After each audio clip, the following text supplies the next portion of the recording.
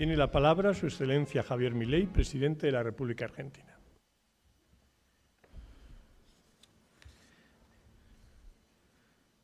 Buenos días a todos. Quiero agradecer a la Universidad CEU San Pablo por la invitación a hablar aquí entre ustedes y por honrarme con la medalla al mérito, la máxima distinción entregada por esta institución. Es para mí un orgullo y espero estar a la altura de semejante honor. Y decidí cambiar el discurso.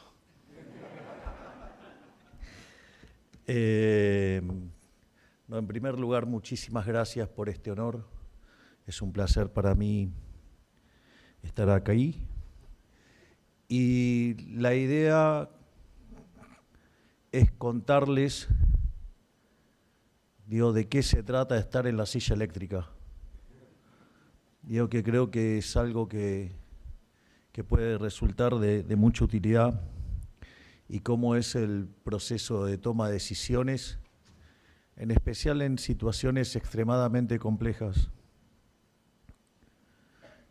Básicamente es lo que vengo plasmando desde el discurso de Davos de este último año y en distintos trabajos, y que es lo que da nombre a mi próximo libro, que estará publicado en pocos meses, que se llama La moral como política de Estado.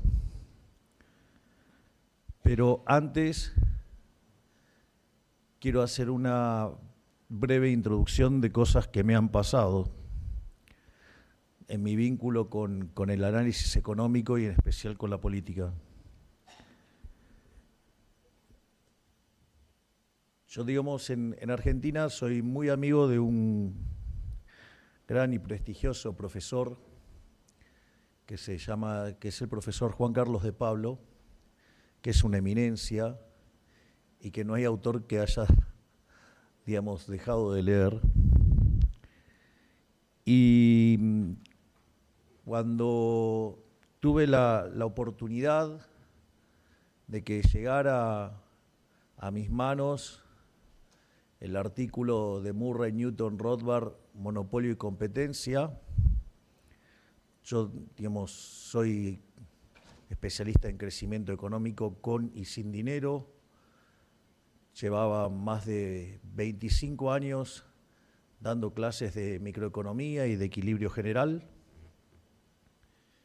Y me enfrentaba a la problemática de lo que en crecimiento se llama el palo de hockey, ¿sí? Que es la evolución del PBI per cápita desde el inicio de la era cristiana, donde es prácticamente constante hasta el año 1800 y después empieza a crecer fuertemente. De hecho, desde el año 1800 a hoy, la población se multiplicó por más de 10 veces, y el PBI per cápita lo hizo en cerca de 15 veces, es decir, que hubo un aumento más que proporcional, es decir, los rendimientos crecientes. Y los rendimientos crecientes en la teoría económica está asociada a estructuras de mercados concentrados, y esas estructuras de mercado concentrados señalan que no es óptimo de Pareto, que no es eficiente, que deberían ser regulados. Y la verdad es que parecía muy desafiante, porque si miramos la contraparte, el 95% de la población vivía en extrema pobreza, es decir, con menos de $1 diario, y hoy ese número, hay que estar cambiándolo para que no dé números ridículos. Entonces, en ese criterio, la pregunta era, ¿cómo puede ser que algo que generó tanto bienestar en la humanidad, para la teoría económica, no fuera no solo óptimo, sino que se pensara como algo malo y que había que controlar, regular, cercenar? Eso claramente me planteaba un problema fuerte. Es decir, ¿cómo puede ser que los neoclásicos consideraran algo malo que ha sacado a tanta gente de la pobreza? Y en ese sentido, digamos, un exalumno que además trabajaba conmigo, me acercó el artículo de Murray Newton Rothbard, Monopolio y Competencia, que es parte del tomo 2 del libro El hombre y la economía y el Estado. Y no olvido más la experiencia, 140 hojas el artículo. Me puse frente al artículo. Recuerdo que 3 horas después, cuando lo terminé, dije, todo lo que enseñé de estructuras de mercado en los últimos 25 años está mal. Obviamente eso me llevó a comprar, digamos, una gran cantidad de libros de escuela austríaca y empecé a leer de manera intensa. Y obviamente que me pasó lo que le pasa a todas las personas que leen a Rothbard, me convertí en anarcocapitalista. En ese contexto, obviamente, cuando uno abraza esa visión, siente un profundo desprecio por el Estado. Entonces, hey, ¿qué estamos haciendo?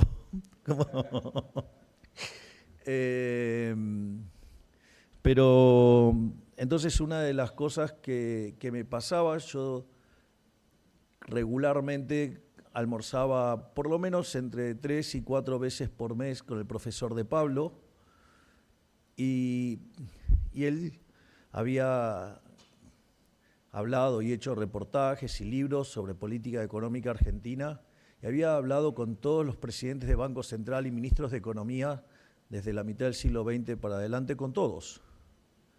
Y una de las cosas que siempre me pasaba es que estábamos chocando todo el tiempo, porque él era como muy condescendiente con los policymakers.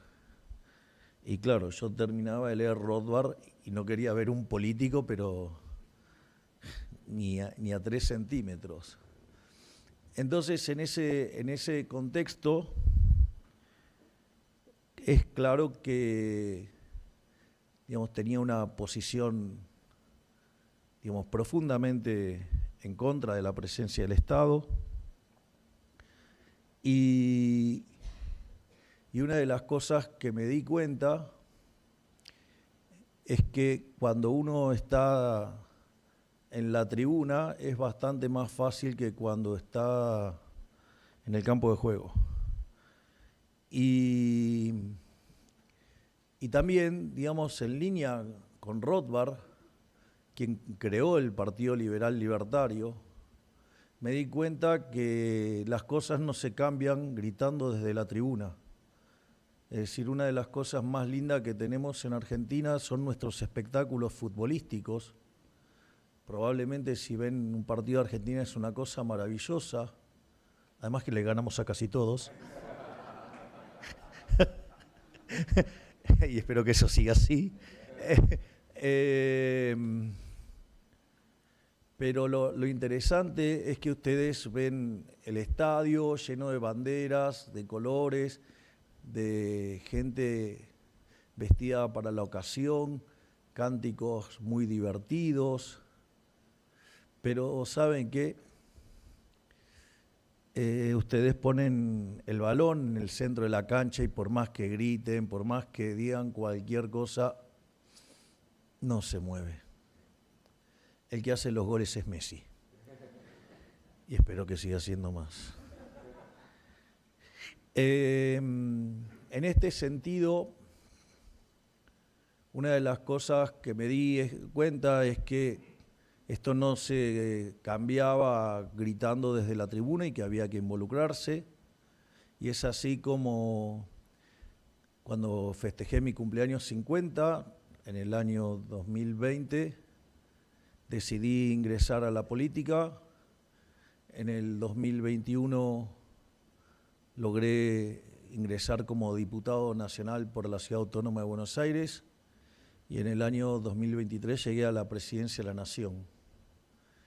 Y en ese contexto, una de las cosas que me di cuenta es que no es que el profesor de Pablo era condescendiente con los policymakers, sino que tenía claro la cantidad de restricciones que enfrenta quien está en el poder. Yo, digamos, lo llamo la silla eléctrica. Y es más, tengo una reflexión sobre la silla eléctrica, y es que yo tengo un mandato con los argentinos por 4 años, con opción a 4 más, que lo determinarán los argentinos el año que viene, pero que una vez que termine, digamos, me voy a retirar de la política totalmente y solamente me voy a ir a un campo alejado con mis hijitos de 4 patas a leer, escribir y dar conferencias. Y sinceramente creo que no debería opinar más de nada una vez que esté fuera de la silla eléctrica, porque la silla eléctrica es muy idiosincrática. Es decir, no podría darle ninguna recomendación, o sea, sobre cuestiones concretas, digamos, de concretas particulares de política a los dueños de otras sillas eléctricas. Y es más, les voy a decir algo, hasta sería desatinato e impertinente a hacerlo para con quien sea mi sucesor, porque no sabemos la cantidad de restricciones que enfrenta, digamos, quien está en ese momento en el poder, digamos, ya sea institucionales, ya sea políticas. Hay un conjunto de restricciones que uno ignora, motivo por el cual después yo le pedí públicamente disculpas al profesor de Pablo porque yo me enojaba por él, que era demasiado condescendiente, y él, digamos, me contestó con algo, en su sabiduría, con algo muy interesante, porque nosotros somos amigos y nos juntamos todos los fines de semana a ver ópera en Olivos y después hablamos, obviamente, de economía y demás. Y una de las cosas que él me contó, dice que después de estar reporteando a los distintos ministros de Economía y presidentes del Banco Central, él se preguntaba cómo esa gente no se infartaba, digamos, al menos una vez por mes, y dijo que después de ver todas las cosas con las que yo tenía que lidiar, porque claro, digamos, lo veía más de cerca, no entiende cómo no nos infartamos 2 veces por día. Así es que lo primero es que no es fácil estar en la silla eléctrica. Suele haber muchas más restricciones que las que creemos que hay.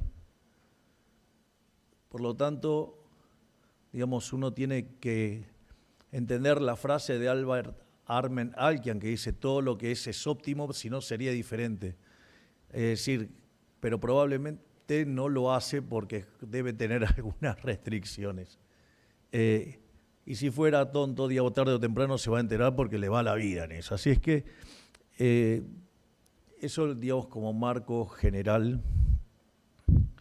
Y otro es, ¿qué es lo que quiero transmitirle? Que es cómo es la toma de decisiones y cómo, en mi caso, yo tomo decisiones. Es decir, y es mi caso y es como yo lo veo y cuáles son las cosas que a mí me ayudan. Por eso es tan importante para mí esto que yo llamo la moral como política de Estado. La moral como política de Estado básicamente son 3 bloques. Hay un bloque que tiene que ver con los valores éticos y morales, hay un segundo bloque que tiene que ver con la eficiencia económica y hay un tercer bloque que tiene que ver con el utilitarismo político, entendido como políticos tratando de capturar votos para ganar una elección. Y la forma en la cual ustedes tomen decisiones tiene consecuencias, es decir, tiene consecuencias sobre millones de seres humanos. Para nosotros lo que está primero son los valores. Cuando nosotros hablamos de los valores éticos y morales, lo primero que señalamos es que desde nuestro punto de vista no hay lugar al relativismo moral. Es decir, entendemos que distintas culturas puedan tener distintas apreciaciones, pero hay un conjunto de valores que, al menos desde nuestro punto de vista, no son negociables.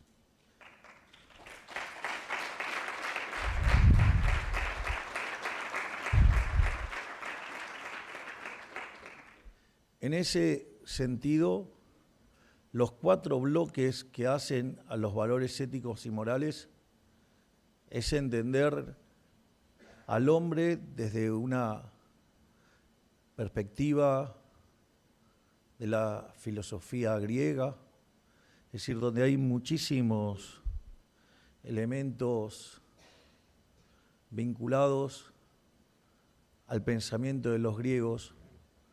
Por ejemplo, hay un caso muy interesante que es el de Filoctetes. Filoctetes, que, digamos, participa en la guerra en la cual se toma Troya. Por las características de Troya, digamos, era muy importante los arqueros. Vamos, los arqueros todavía. Mi canciller también fue arquero. Digo, pero arqueros, o sea, de tiradores de flecha. Pero me valía el chiste para mi pasado futbolero. En ese contexto, Filoctetes, digamos, había sido picado, digamos, por una serpiente y sus pies generaban muchísimo, pero muchísimo olor. El olor era tan fuerte que Eliseo decide, digamos, tirarlo en una isla. Y cuando van a Troya y van a avanzar y entonces le piden al oráculo, el oráculo le dice que sin Filoctetes no iban a poder ganar. Filoctetes solamente aceptaba volver si Eliseo le pedía perdón. Y eso es interesante. Eliseo no quería pedir perdón delante de sus pares porque eso lo hacía sentir que era menos poderoso. Entonces, digamos, ¿cómo se resuelve esa situación? Digamos, pide perdón, pierde poder frente a sus pares, pero gana,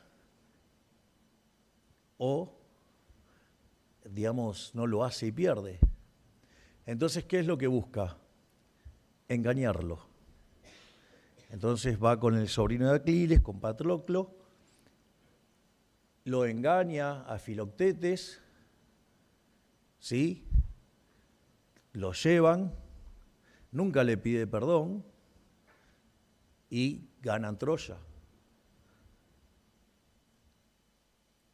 La pregunta es, ¿eso es válido? La respuesta es no. No vale todo por ganar. Porque es una victoria pírrica eso. Eso es ganar haciendo trampa, eso no sirve. Eso tarde o temprano se va a caer. Es decir, si efectivamente quería ganar, tenía que ir y pedir perdón por el error que había cometido. Es decir, no tratar de burlar al oráculo. Tendría que haberlo hecho pidiendo perdón. Y si no estaba dispuesto a pedir perdón, que pierda con todas las de la ley. Porque piensen qué hubiera pasado si cuando lo dejó a Filoctetes, Filoctetes se hubiera muerto, con lo cual no lo hubiera podido reparar. Por lo tanto, ganar es importante, pero la forma en la que uno gana no es trivial. Si yo tengo un corredor de 100 metros llanos, es excelente, es maravilloso. No lo hago conmigo el ejemplo porque no me da el physique du rol. Digamos, tendría que bajar unos cuantos kilos y entrenar mucho, y aún así a esta edad ya no lo podría hacer. Y supongan que su par, uno de sus pares, es Usain Bolt. Si ustedes estuvieran focalizados solamente en la eficiencia y en querer ganar, y están perdiendo siempre contra un Usain Bolt, bueno, una solución es pegarle un tiro en la cabeza a Usain Bolt. ¿Querían ganar? Digamos, van a ganar. Pero eso no es ganar. El simple hecho de que le hayan disparado en la cabeza para sacarlo de la competencia significa que son unos perdedores y van a cargar con esa derrota ad eternum. Entonces, para ganar no vale todo. Y ese caso es, si Eliseo no quería pedir disculpas, que se la banque y pierda. Y si quería ganar, porque consideraba que ganar era más importante, debería haber pedido perdón. Porque Filoctetes podría haber muerto. Digamos, y no tratar de burlar al oráculo para después, digamos, tener una victoria pírrica, porque en el fondo ustedes creen que los pares no saben que es un traidor, un mentiroso, alguien no confiable. Por eso la filosofía griega está llena de estos casos maravillosos para estar pensando cómo reflexionar. Otro tema muy importante es el derecho romano. Digo, la fuente claramente es Ulpiano. Y cuando hablamos del derecho, digamos, básicamente hablamos del derecho natural. Y que cuando el derecho positivo no coincide con el derecho natural, eso se vuelve ilegítimo. Es decir, ustedes pueden sancionar una ley, puede ser legal, pero eso no lo hace legítimo. De vuelta, ustedes sancionan una ley, digamos, donde pueden matar personas, puede ser legal, pero es ilegítimo. Y cada cosa que ustedes hagan en contra del derecho natural va a ser ilegítimo.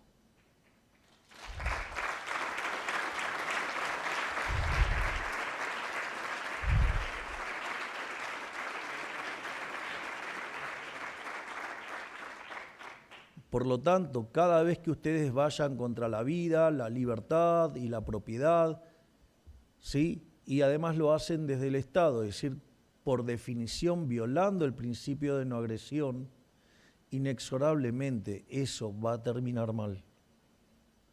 Por otra parte, el tercer elemento es la rectitud de los estoicos, pero más pensado desde lo Adam Smith, no tanto como una cuestión de autoflagelación, sino más bien en línea al capítulo 8, digamos, de la teoría de los sentimientos morales, que tiene que ver con la virtud. Y la virtud, lo que trataba Adam Smith en ese punto, no es muy distinto a lo que tuvo que enfrentar el rey Salomón, el rey sabio, que es cuando se encuentra frente al hecho de que va a ser emperador. Era muy joven, entonces le pide 3 deseos al Creador y le pide sabiduría para poder discernir entre el bien y el mal, porque muchas veces el mal se enmascara. Entonces ustedes a veces Digo, el mal no es tan obvio de venir pintado de malo. Viene, digamos, arropado de las mejores intenciones. En general, pero siempre son rojos.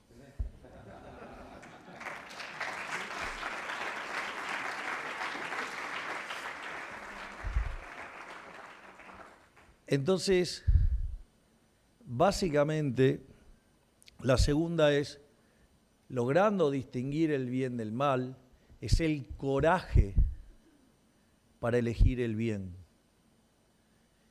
Y no solo ustedes tienen que discernir entre el bien y el mal y tener el coraje para elegir el bien.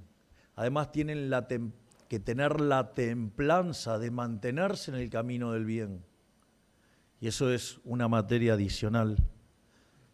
Obviamente que cuando ocupan una posición de poder hay un cuarto deseo, que es ser justo. Y eso, digamos, en la parte de eficiencia va a tomar todo un rol fundamental. En el caso de Adam Smith, tanto, digamos, el coraje como la templanza lo agrupa en el autocontrol y adiciona una nueva virtud que es la beneficencia, pero entendida como caridad, pero voluntaria, no impuesta a punta de pistola. Si la caridad es a punta de pistola como la hace el Estado, eso no es caridad, eso es robo, disfrazado, digamos, de altruismo. Hay una frase hermosa de Thomas Sowell que dice, ¿desde cuándo, digamos, la envidia dejó de ser un pecado capital para convertirse en una virtud? Porque en el fondo, como también dice Thomas Sowell, la justicia social no es ni más ni menos que envidia más retórica.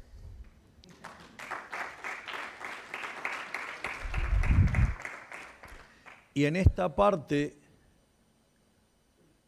el cuarto punto respecto a lo que son los valores éticos y morales, juega un rol fundamental los valores judeos cristianos. Digo, y esos valores ya están escritos desde el libro de Shemot, es decir, desde el libro del Éxodo, es decir, el segundo libro del Pentateuco o la Torá. Cuando ustedes estudian la Torá, digamos, en el segundo libro, que es el de Shemot, que es decir, el Éxodo, en la Parashá Yitro, que es esa porción de la semana que se estudia de la Torá, es la que el Creador le entrega las tablas de la ley, digamos, a Moisés, que después las lleva al pueblo y se las presenta. Es interesante cómo ya en el primer mandamiento de la versión hebrea, digamos, está proclamada la libertad. Porque el primer mandamiento dice, yo soy tu Dios, el que te sacó de la esclavitud de Egipto. Es decir, en el primer mandamiento está declarada la libertad, abiertamente. Entonces no solo se proclama la libertad, también se proclama el derecho a la vida. Digo, el sexto mandamiento dice, no matarás. Siempre estoy hablando en la versión hebrea. El octavo mandamiento dice, no robarás. El noveno dice, no levantarás falso testimonio, o sea, no vas a mentir. Digo, se lo podríamos recordar todos los días a los periodistas. Digo, que se dedican a vender las noticias según quien les pague con pauta oficial.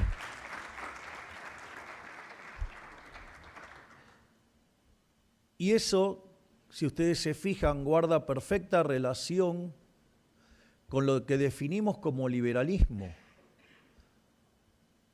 Yo suelo trabajar recurrentemente con una definición que ha dado nuestro máximo referente de las ideas de la libertad, el profesor Alberto Venegas Lynch hijo, que dice, el liberalismo es el respeto irrestricto del proyecto de vida del prójimo, basado en el principio de no agresión, en defensa del derecho a la vida, a la libertad y a la propiedad.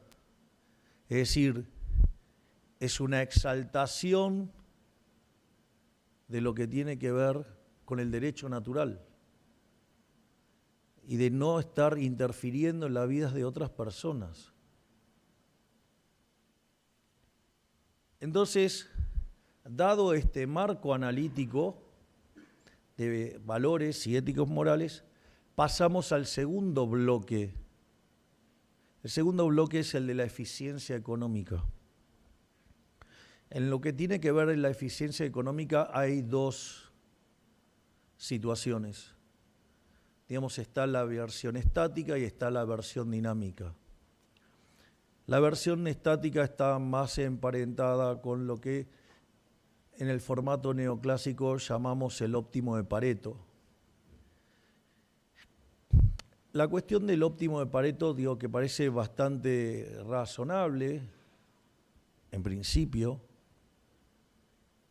y que parecería como un intento en el formato neoclásico de poner en funcionamiento la idea de la mano invisible y demostrar su eficiencia. Básicamente lo que ustedes tienen es que una situación donde si ustedes pueden mejorar a alguien sin empeorar a nadie, eso ustedes tendrían una ganancia paretiana. El óptimo de Pareto sería cuando todas esas posibilidades de ganancias se agotan. Es decir, que no podrían mejorar a alguien sin estar empeorando al otro. Digo, hasta ahí, digamos, parece bastante inofensiva. El problema es cuando los economistas abordan el problema del estudio del equilibrio. El estudio del equilibrio básicamente tiene tres elementos: la prueba de que si existe, si es único y si es estable. Hasta ahí también es bastante inocuo. El problema radica que cuando lo queremos definir en términos de óptimo de Pareto y lo queremos ligar con la mano invisible, queremos derivar esto de que cada uno, guiado por su propio interés, conduce al máximo bienestar general. El tema es cómo construimos la prueba. Se los dice un fanático de Adam Smith, así que, digamos, no voy a estar cuestionando a Adam Smith, digamos, yo lo revalorizo infinitamente. De hecho, para mí Adam Smith es a la economía lo que Gauss a la matemática, alguien que se adelantó 200 años. De hecho, su máximo discípulo decía que era el Newton de la filosofía. ¿Sí? Así es que, digamos, era un personaje de fuste y bien ganado tiene el nombre de padre de la economía. Pero al margen de eso, el problema radica en la instrumentación matemática de la cuestión de la optimalidad. Es decir, porque yo para probar la existencia necesito aplicar un teorema de punto fijo. Para ser más fácil, voy a usar directamente el teorema de punto fijo de Brouwer, para así lo hago con funciones y tengo una solución única. Entonces, yo, digamos, lo que necesito es que esa función, ¿qué es el teorema de punto fijo? No es ni más ni menos que el teorema del valor medio, pero generalizado, ¿no? Yo tengo una función que es continua en un conjunto y que pasa de negativo a positivo, tiene que haber un punto donde eso es cero. Bueno, ahora piensen en la función de exceso de demanda en función de los precios. Que a un precio el exceso de demanda sea cero significa que oferta y demanda es igual, es decir, que están en equilibrio. Con lo cual, en ese caso, digamos, existiría, además, como estamos hablando de funciones, son aplicaciones punto a punto, por ende el equilibrio además sería único, ¿sí? Y si aseguramos que los efectos directos superan a los efectos cruzados, la matriz de la dinámica, digamos, es definida negativa y por ende, digamos, el sistema es estable. O sea, con lo cual, digamos, hasta ahí está todo inocuo, digamos, hasta ahí nadie tiene problema. El problema es cuando nosotros queremos meter la optimalidad. Y cuando queremos meter la optimalidad, entonces le empezamos a pedir que las funciones de oferta y de demanda fueran derivadas de ejercicios de optimización tal que sean máximos. Entonces, si las funciones de oferta y de demanda son derivadas de ejercicios de optimización, donde ustedes tienen las respuestas óptimas, entonces cada uno llevando a cabo su propia maximización conduce al máximo bienestar general. Ahora, ¿qué es lo que sucede? Eso implica una estructura topológica, trabajar con una estructura topológica. El problema radica en que cuando en la vida real no coincide la realidad con el modelo que deriva de una estructura topológica, ¿qué es lo que hacemos? Bueno, alguien que toma decisiones y le va la vida en ello, deja de lado el modelo y trata de hacer algo que mapea con la realidad. Bueno, los economistas decidimos otra cosa y es decir que es ineficiente y que es un fallo de mercado. Es decir, el modelo no está mal, lo que está equivocado es la realidad. Bueno, eso puede traer algunos problemas. Esa posición, por ejemplo, respecto a los rendimientos crecientes, lo que haría es, eso implicaría un problema para conseguir un máximo, consecuentemente no tendrían optimalidad de Pareto y consecuentemente, ¿qué es lo que hacen? Regulan, asimilando a una empresa competitiva. Cuando hacen eso, matan los rendimientos crecientes y cuando matan los rendimientos crecientes, matan el crecimiento económico. Pueden crecer porque están atestados de regulaciones. Perdón que se los diga tan violentamente, pero vengo de un país que está repleto de regulaciones. Hemos quitado 16.000 regulaciones en 2 años, a un ritmo de 17 por día.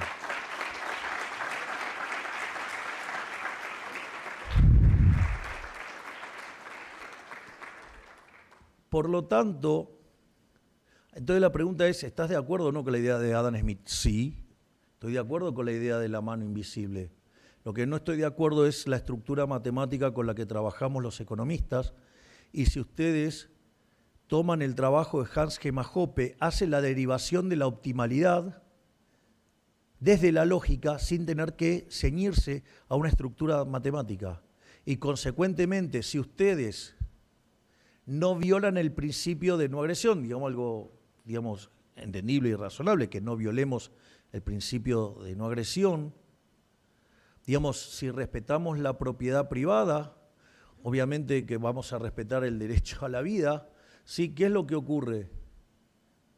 Y respetamos el principio de apropiación originaria de Locke, es decir, que si estamos respetando el derecho a la vida, a la libertad y a la propiedad, el resultado emergente desde la construcción lógica que hace Hans Gemma Hoppe deriva en un óptimo sin tener que ceñirnos a ninguna estructura matemática o a una estructura topológica que condiciona la forma en la cual miramos la realidad.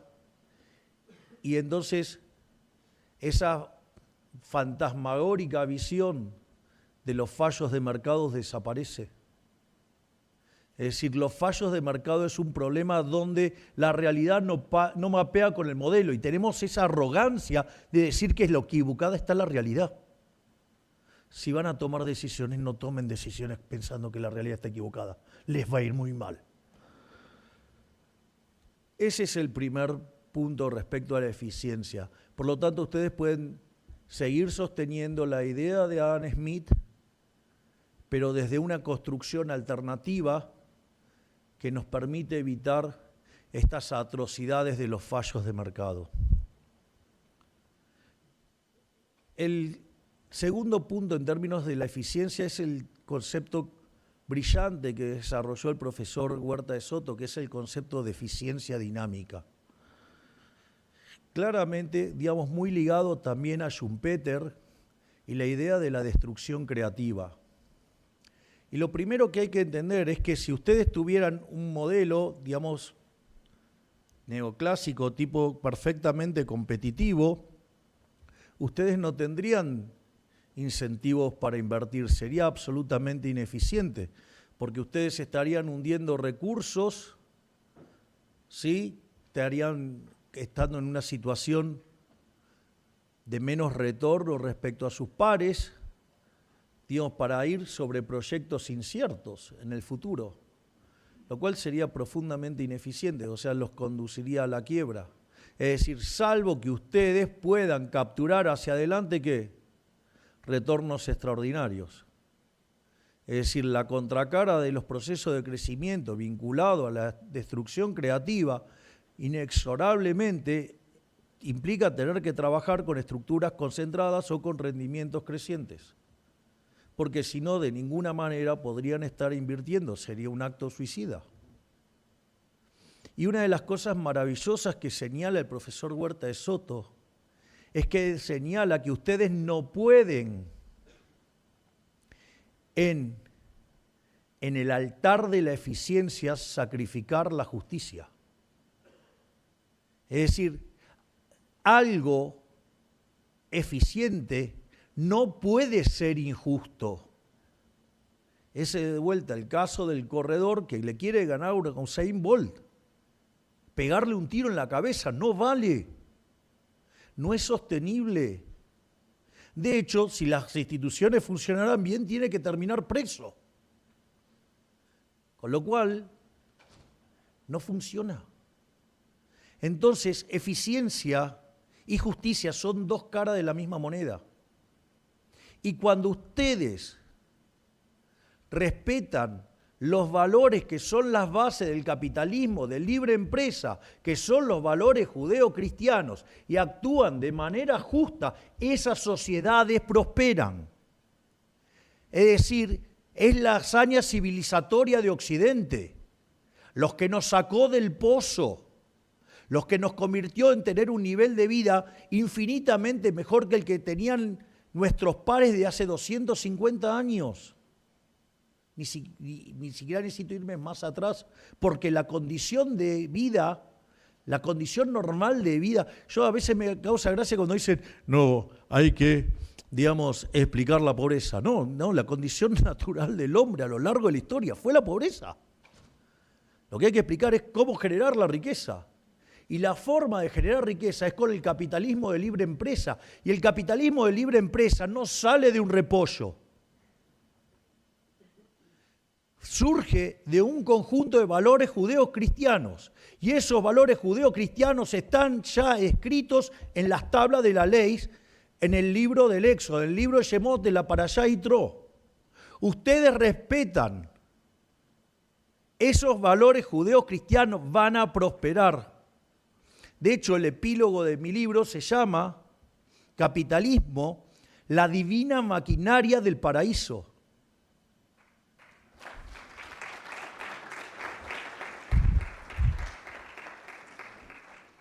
Los seres humanos fuimos expulsados del paraíso. Por ende, no vamos a poder volver al paraíso. Eso nos fue negado. Ya está, nos expulsaron. ¿Qué era el paraíso? En el paraíso no es que no se trabajaba. El Creador le había dicho al hombre que debía ocuparse de cuidar el jardín del Edén. O sea que no es que no se trabajaba, el trabajo existía en el paraíso. Lo que caracteriza al paraíso es que las dotaciones, lo voy a escribir, lo decía en términos de equilibrio general, son infinitas. Es decir, no se agotan. Y además, el conocimiento, la tecnología es infinita. Por lo tanto, ustedes podían en el jardín del Edén hacer de todo. Y trabajaban y no sudaban. Aprendían sin esfuerzo. Y eso es lo que perdimos cuando fuimos expulsados del paraíso. Te ganarás el pan con el sudor de tu frente, pero el trabajo ya existía antes. Nada más que ahora iban a tener que transpirar, iban a tener que padecerla al momento de trabajar. Y ahora no había más dotaciones infinitas y la tecnología la tenían que descubrir. Pero el Creador nos tira un centro y nos manda las tablas de la ley. Si respetamos la tabla de la ley, vamos a poder llevar la tierra, o digamos, no consta de, digamos, los rabinos y los distintos ministros religiosos no tienen como misión llevar a los fieles al paraíso, sino que es traer el paraíso. Y si ustedes adhieren a las tablas de la ley, esos valores son la base del capitalismo de libre empresa y consecuentemente prospera. Y cuando ustedes se apartan de esos valores y abrazan al satánico, que era efectivamente alguien satánico, como el señor Carlos Marx, y cuyos valores son la envidia, el odio, el resentimiento, el trato desigual frente a la ley, y si es necesario asesinar gente en función de una causa, y así mataron a 150 millones de seres humanos, es el modelo opuesto. Y si el modelo, digamos, de la maquinaria divina genera prosperidad, el modelo opuesto, ¿qué va a generar? Empobrecimiento. Por eso siempre fue un fracaso en lo económico, en lo social y en lo cultural, y mataron a 150 millones de seres humanos por una idea estúpida, por una idea satánica, porque el propio Marx tiene escritos satánicos. Por eso ustedes van a encontrar a los terroristas alineados con la izquierda, porque tienen un enemigo común, que es el capitalismo de libre empresa, que está basado en los valores judeocristianos. Por eso la izquierda y los terroristas desprecian a Israel, e Israel es el bastión de Occidente. Y la última parte es el utilitarismo político. Cuando ustedes obran de manera justa, ustedes son eficientes. La economía prospera y ¿sabe qué? Los van a votar. Cuando ustedes obran buscando los votos a cualquier costo, eso va a terminar mal. Ejemplo, la justicia social es aberrante, puede generar votos. Yo tengo una persona que gana 500 euros y tengo 4 que ganan 0. Puede venir un político, supongamos que no tuviera las manos porosas o muy porosas, que se le escapan 24 millones por algún lado, o 1,5 millones de joyas, no importa, digamos, no importa esas filtraciones. O las filtraciones en la mujer, no sé, son detalles. Digamos, es una elucubración teórica nada más.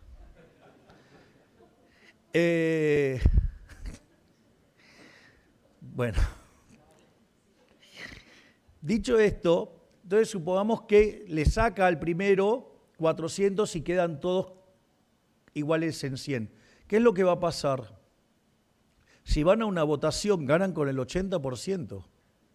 Pero ¿cuál es el problema? Que eso es injusto. Y como es injusto, porque fíjense que le están robando a uno, con lo cual eso es injusto, y además los tratan desigualmente frente a la ley, porque a uno lo hacen perder y a otros ganar, y lo hacen con un motivo de utilitarismo político. Van a ganar las elecciones, pero ¿cuál es la consecuencia? Van a destrozar la eficiencia, van a destrozar la asignación de capital y por ende, digamos, se van a hundir. Digo, ¿quieren un ejemplo de la justicia social? Argentina era de los países más ricos del mundo a inicio del siglo XX. Haber abrazado dosis crecientes de socialismo nos ha convertido en un país de la mitad de tabla para abajo. Cuando nosotros llegamos al poder, teníamos las características todas juntas de las 3 peores crisis de la historia argentina. El desequilibrio monetario, teníamos un desequilibrio monetario, o sea, un money overhang, del doble del que había previo a la crisis del 75, conocida como Rodrigazo, que implicó multiplicar por 6 la tasa de inflación de un día para el otro, con lo cual de un día para el otro nosotros podríamos haber multiplicado la inflación por 12 veces. Además, teníamos un desequilibrio en el Banco Central peor que el que había en la previa de la hiperinflación de Alfonsín en el año 89, teníamos 4 bases monetarias venciendo a un día, por lo tanto estaba la posibilidad de quintuplicar la cantidad de dinero en un día, teníamos deuda venciendo en un lapso de menos de 30 días por el equivalente de 10 bases monetarias. Es decir, si ustedes se fijan, podríamos haber estado multiplicando por 15 la cantidad de dinero en menos de 30 días. La inflación viajaba al 1,5% diario. Íbamos camino a una hiperinflación, digamos, que podría haber llegado al 15.000% cuando hacen los números monetarios. Y a eso le tenemos que sumar que teníamos indicadores sociales peores que los que teníamos en el 2001. Es decir, teníamos la suma de todos los males. Entonces la pregunta es, ¿cómo hiciste?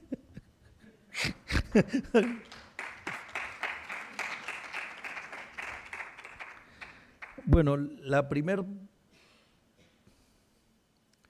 parte es rodearse de un buen equipo. Es decir, y sin lugar a dudas me rodeé de gente muy talentosa. Por ejemplo, uno de los arquitectos de haber evitado la hiperinflación está acá, que es el canciller Kirchner, que en el inicio del gobierno era, digamos, secretario de Finanzas trabajando con Toto Caputo, el ministro de Economía, y con el presidente del Banco Central. Porque, por ejemplo, ¿cómo uno hace para frenar toda esa monstruosidad de emisión que venía? Bueno, en otros periodos de la historia lo resolvieron con confiscaciones. Ejemplo, previo a la convertibilidad, digamos, un supuesto plan exitoso, previo tuvo una confiscación, se llamó Plan Bonex. Es decir, los tenedores de depósitos perdieron el 90% del valor.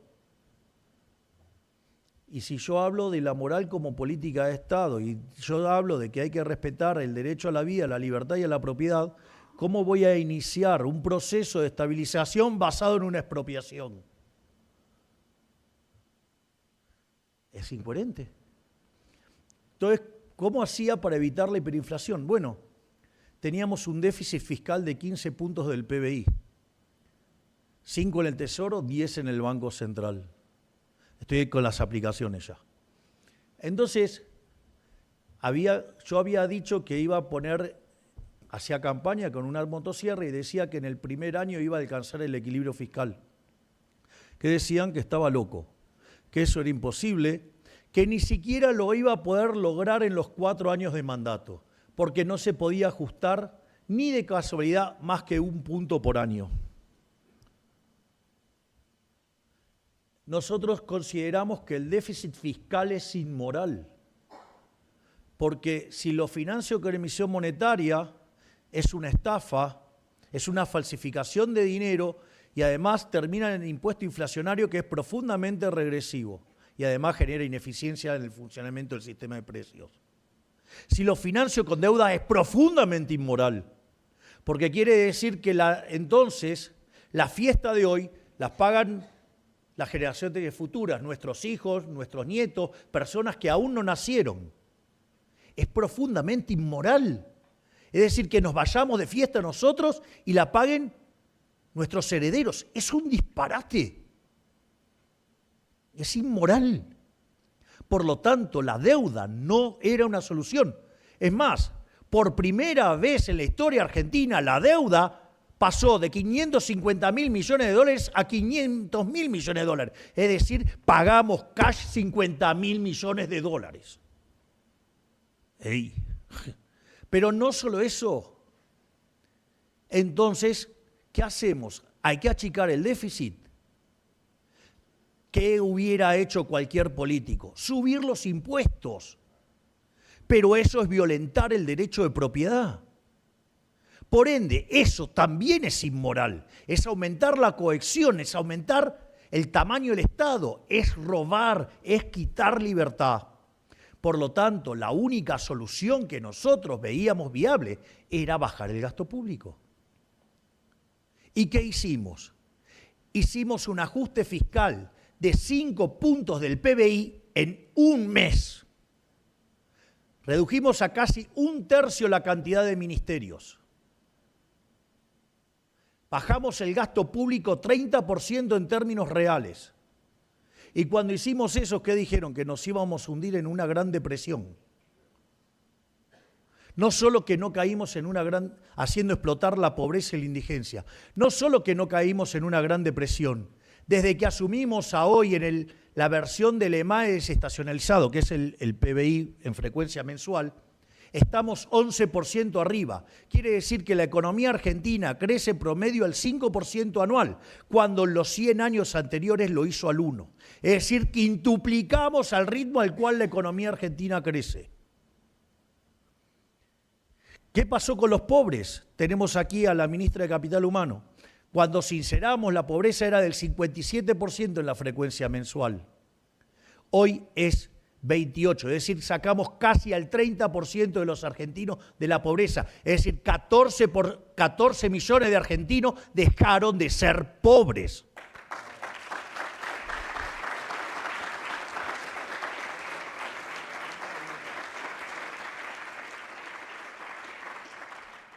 La indigencia, que estaba en torno al 20%, hoy está debajo del 7%. Es decir, cayó en 2/3, es decir, la gente que no alcanza para comer.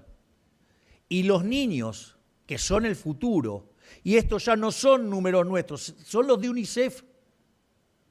La pobreza infantil, que estaba en el 70%, hoy es del 42%. Es decir, sacamos casi 1/3 de los chicos de la pobreza. Hoy 1/3 de los chicos dejaron de ser pobres. ¿Que falta mucho? No hay lugar a dudas. Claro, ¿qué es lo que informan los medios? La pobreza en Argentina se ubicó en el 42%. Veníamos del 70%.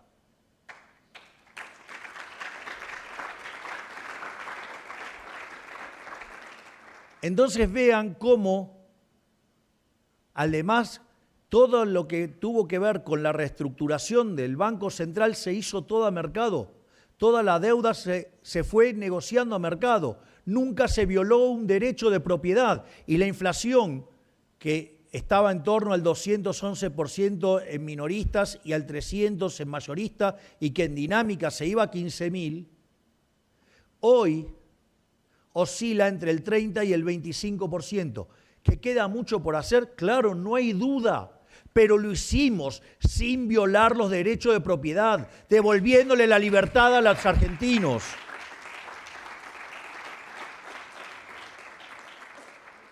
Por lo tanto, cuando ustedes deciden abrazar los valores judeos cristianos, que esta es una reflexión fundamental del trabajo de Huerta de Soto, ustedes se van a meter en un sendero eficiente y van a prosperar.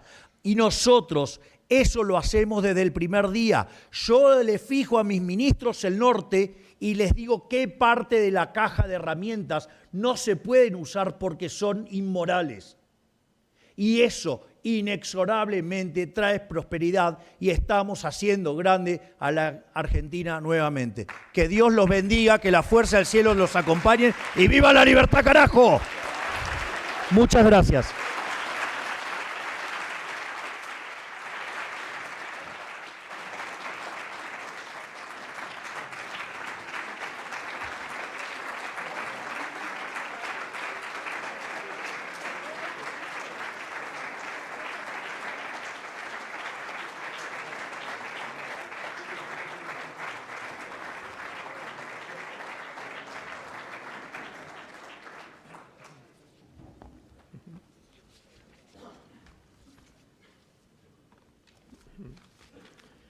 Señor Presidente de la República Argentina, Rectora y equipo de Gobierno de la Universidad CEU San Pablo, Ministro de Relaciones Exteriores, Ministra de Capital Humano, Embajador, Presidente de la Asamblea de Madrid, Alcalde de Madrid, Consejero de Presidencia, Viceconsejera de Universidades, Investigación y Ciencia, Rector del Real Centro Universitario Escorial María Cristina, Director de los cursos de verano CEU María Cristina, autoridades, señoras y señores, queridos amigos. No recuerdo con precisión en qué año, pero muy posiblemente en 2013, Guillermo Gortázar, abogado y profesor de Historia Contemporánea recientemente fallecido, invitó a un grupo de amigos a pasar un fin de semana en su palacio de Trujillo. Durante las conversaciones que allí tuvimos, me recomendó la lectura de un libro que me pareció fascinante, Monarquía, Democracia y Orden Natural, debido a la pluma de Hans Hermann Hoppe, al que ha citado anteriormente el presidente Milei. Autor que se declaraba heredero de una tradición intelectual que se remonta como mínimo a la escolástica española del siglo XVI y cuya expresión moderna más clara se encuentra en la llamada Escuela Austriaca de Economía Política. Fue el comienzo de una fascinante aventura intelectual, el descubrimiento del anarcocapitalismo, mucho más difundido entre los economistas que entre los historiadores, y sin duda uno de los pensamientos más originales y desacomplejados del mundo actual. El anarcocapitalismo no es ciertamente desconocido para el profesor Milei. Impracticable para el jefe de Estado de una gran nación como Argentina el acercarse, aunque sea de manera parcial, a alguno de sus postulados básicos,